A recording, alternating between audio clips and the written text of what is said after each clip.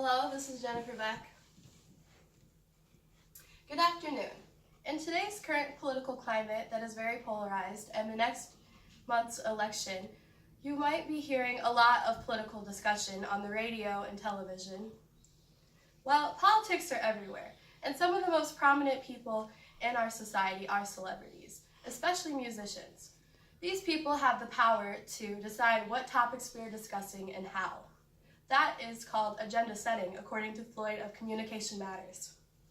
I have been interested in politics and music for as long as I can remember.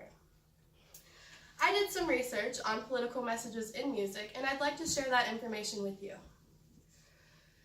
Today, we will be discussing the history of political commentary in music, how events have shaped the themes, and the artists behind it. Let us first look at the first piece of political music in our country, the Star-Spangled Banner, our national anthem. This became our national anthem in 1918 when President Woodrow Wilson declared it so. National anthems, like flags, are seen as political symbols. They are played everywhere. Sporting events, conferences, schools. They are very near and dear to people who are proud of their countries. The national anthem is considered morale music. Morale music became popular during the World War II. Morale music serves three purposes: to support the war effort, to encourage troops, and to give hope to loved ones that their soldiers will be returning home safely. America the Beautiful was the first morale music of World War II, and that came out in 1938 according to the libraryofcongress.org. Other notable songs of the time were the Boogie Woogie Bugle Boys and Praise the Lord and Pass the Ammunition by Kay Kyser. Despite the political dominance on the radio at the time, there was a completely different music scene going on during World War II that was led by Black musicians that sang of their experiences with racial segregation. Black blues musicians wrote painful accounts of oppression that African Americans faced.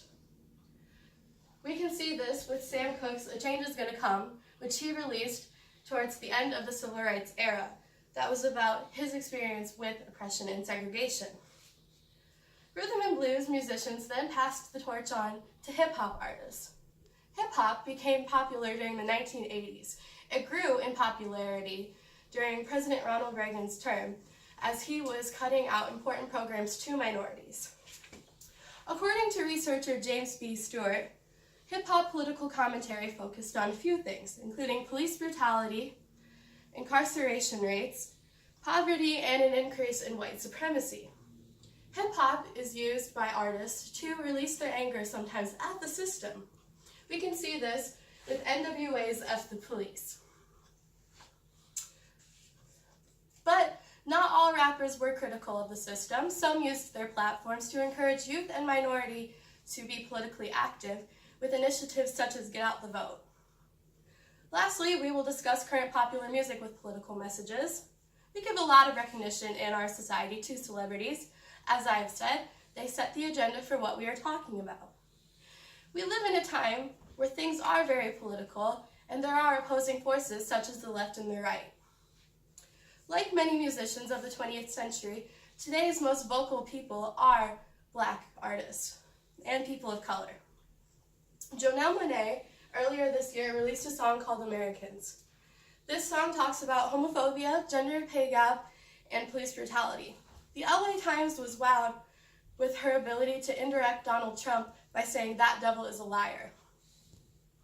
Just 2 months ago, rapper Childish Gambino released This Is America, which talks about America's culture of ignoring problems and pretending everything is okay and moving on quickly from tragedies.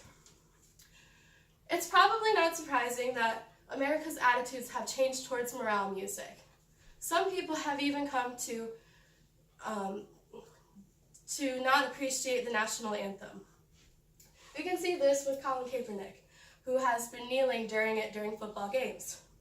He said in an interview with Undefeated.com, "I am not going to stand up to show pride in a flag for a country that opposes Black people and people of color." Kaepernick has started a digital movement called #TakeAKnee.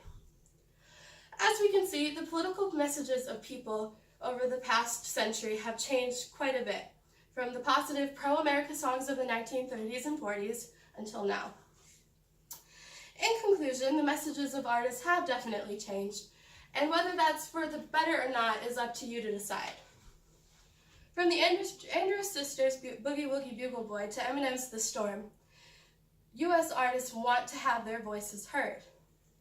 And after today, I hope you go home with newfound knowledge of political commentary and music, and the next time that you are listening to a song on the radio and you hear social commentary happening, you will understand it and recognize it well. Thank you.